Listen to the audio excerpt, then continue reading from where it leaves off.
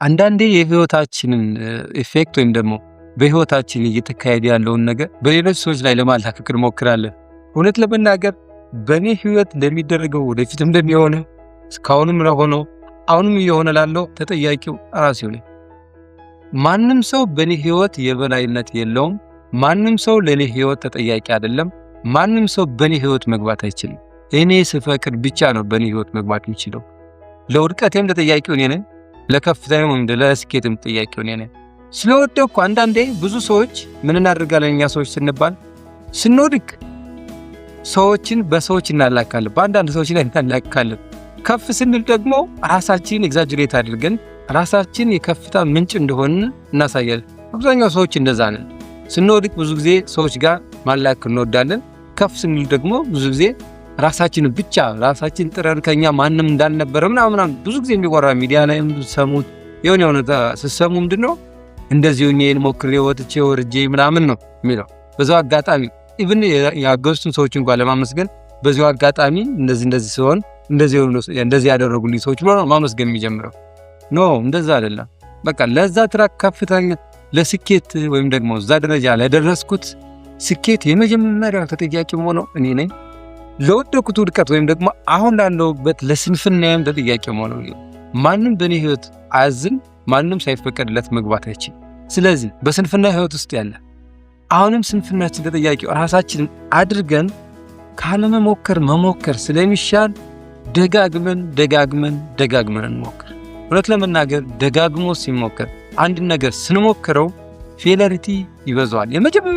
የመጀመሪያው ጥቁት ወይም ደግሞ መጀመሪያ የምናየው ፌለሪቲ ነው፣ ውድቀት ምን ጥያቄ የለው። ምክንያቱም ከዚህ በፊት ያልለመድነውን ነገር እየሞከርን ያለን። ስለዚህ ያልለመድነው ነገር እስከሞከርን ድረስ ማናቃቸው ብዙ ነገሮች ስላሉ እነዛ እንቅፋት ይሆናል ለመንገዳችን። በቃ የተደላደለ መንገድ ላይ አንጓዝም፣ የሆነ መንገድ ይኖራል። ስለዚህ ልክ በዛ ውድቀታችን እየተማርን የመጨረሻ ተስፋ የሚያስቆርጥ ውድቀት ላይ እንደርሳለን። የመጨረሻ ኢቭን ህይወታችን እናጥፋለን። ምን እሰራለሁ እዚህ ምድር ላይ የኔ መኖር ምንድነው ሚስጥሩ እስከምን ድረስ ማለት ነው። እዚህ ደረጃ ላይ ደረስን ማለት ወደ ስኬት ወይም ደግሞ ትክክለኛ ሁሉም እነዚህ የውድቀታችን ምክንያቶች የሚባሉትን ሁሉንም አውቀን አሁን ላይ የተደላደለው መንገድ ልንገባ አንድ ስቴፕ ነው የቀረን እንደማለት። አንድ ስቴፕ ነው የቀረን። ከዚህ በኋላ ይችኛዋን ቻሌንጅ አሸንፈን ከቀጠልናውንም ስንጓዝ ግን እያንዳንዱ ቻሌንጅ ሲገጥመን ስንጓዝ ስፒዳችን ከተቻለ በ3 በ4 እጥፍ እያደረግን ማለት ነው። እያንዳንዱ ፕሮብለም ሶልቭ የምናደርግበትን አካሄድ ስፒድ በአጓጓዛችን ትራካችንን እየለየን ማለት ነው። እያንዳንዷን ነገር ከነበርንበት በ3 4 እጥፍ እየጨመርን እንጓዛለን ማለት ነው። ምክንያቱም አሁንም እንደምላችሁ መሞከር ስለሚሻል። አለመሞከር ማለት አለማወቅ ማለት ነው፣ ስንፍና ማለት ነው።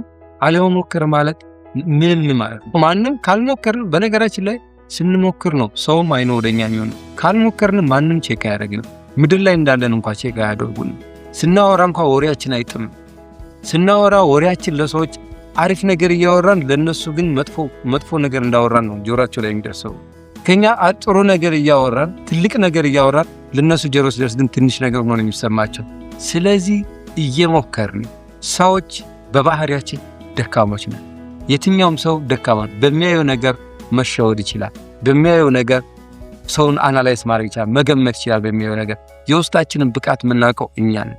ስለዚህ የውስጣችን ያለን ብቃት ይዘን ለስንፍናችን ምክንያት እየሰጠን ቁጭ ከምንል መሞከርና አሁንም ደግሞ መሞከር የምንፈልገው እስክናገኝ ድረስ አሁንም መሞከር፣ ይሄ የትኛውም ሰው ፕሪንሲፕል መሆን አለበት ብዬ የማምንበት ነው።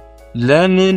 እኔ በዚህ ፕሪንሲፕል ስለምማር ማለት ብዙ ስኬታማ ሰዎች የምንላቸው ብዙ ስኬታማ የሚባሉት ዓለም ላይ ያሉ ሊሆን ይችላሉ ሰዎች ብዙ ጊዜ ሞክረው ፌለሪቲ ያጋጥማቸው። ፌለሪቲያቸው ደግሞ በጣም የጎላ ፌለሪቲ፣ ነገር ግን ስኬታማ ስለሆኑና ሰክሰስ ስለሆኑ አንዴ እዛች ያችኛዋ ቦልድና ስለምታይ እንጂ ውስጡን ብናየው በጣም ሰዎች ሌሎች ሰዎች ጋር ኢቭን እኛ ላይ ደርሶ ማያቅ ከዚህኛ ይገጥማቸዋል ብለን ያልጠበቅን በጣም ብዙ ፌለሪቲ ገጥሟቸው ያውቃል። አንድ ምሳሌ ልንገራቸው። እኔ ብዙ ጊዜ ስለ ኳስ ያን ያክል አይደለም፣ ኳስ ዓለም ላይ ብዙ አይደለም፣ ራንደምሊ መለከታለሁ አያለሁ። እንደዚሁ በኳስ ታሪክ ብዙ ቅጣት ምቶች በመሳት የሚታወቀው ማን ይመስላችኋል? የመጀመሪያው ሊዮኔል ሜሲ ነው። ሁለተኛው ክርስቲያኖ ሮናልዶ ነው። ነገር ግን በዝና ወይም ደግሞ ዓለም ላይ ዓለም ክብር ይሰጣ እንዲህ በድምቀት እያጨበጨበችላቸው ያሉ ኳስ ተጫዋቾች እነማን ናቸው? ሁለቱም ናቸው። በደንብ ፌመስ የሆኑ በደንብ የሚታወቁ ማንኛውም ሰው ኢቭን ኳሱ እንኳን በደንብ የማያውቅ ሰው የሚያውቃቸው ሰዎች ማለት ነው። እነኚህ ሰዎች በመጥፎ ታሪክ ውስጥ ቅጣት ምት በመሳት አንደኛና ሁለተኛ ተቀምጠዋል ከሌሎች ሁሉ ማለት ነው። ብዙ እንኳን በማይታወቁ ተጫዋቾች ሁሉ እያሉ ማለት ነው። በሌላው ግልባጭ ደግሞ ሰክሰሳቸውም ስኬታቸው ደግሞ የዓለምን ጫፍ የደረሰ ስኬት ላይ ናቸው ያሉ። በመጥፎ ታሪካቸው እዛ ጋር ነው፣ በሰክሰስ ታሪካቸው ደግሞ የዓለምን ጫፍ የደረሰ ሰክሰስ ላይ ያሉ። ይሄ ማለት አንድ ነገር ደጋግሞ ስለሞከሩ ሰክሰስድ ናቸው። ነገር ግን በዚህ ሙከራቸው ውስጥ ደግሞ ትልልቅ ጠባሳ ታሪኮች ያልፋሉ ማለት ነው፣ አሳልፈዋል።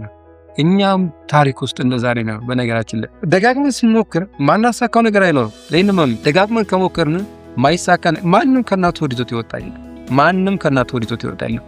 የትኛውም ሰው ይሄን ነገር ያደረገው አንድ ደጋግሞ ስለሞከረው፣ አወቀውም አላወቀውም፣ ፕሪንሲፕሉ ገባው፣ የቢዝነስ ፕሪንሲፕል ገባው አልገባም፣ ደጋግሞ ሞከረ፣ ተሳካለ። አንድ ሰው ስኬታማ ሊሆን የሚችለው በሶስት መንገድ ነው ሊሆን የሚችለው። አንደኛና ዋነኛው ትልቁ ነገር በአብዛኛው የዓለም ሕዝብ ወይም ደግሞ አብዛኛው ምድር ላይ ያለ ሕዝብ ስኬታማ የሆነበት መንገድ በምንድን ነው?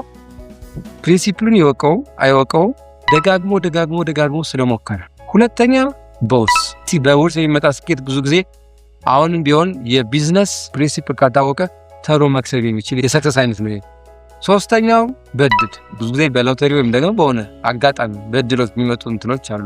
እነዚህ በድልና በውርስ የሚመጡ ኢንቨስትመንቶች ወይም በድልና በውርስ የሚመጡ ስኬቶች ብዙ ጊዜ እንትናቸው ስቴቢሊታቸውን ጠብቆ የመቆየት ቻንሳቸው ያን ያክል ስኬታቸውን ጠብቆ ወይም ደግሞ ያሉበትን ሌብል ጠብቆ ባላንስ አድርጎ መሄድ አሁንም የሰውየው ወርኪንግ ፕሪንሲፕል ይጠበቅበታል።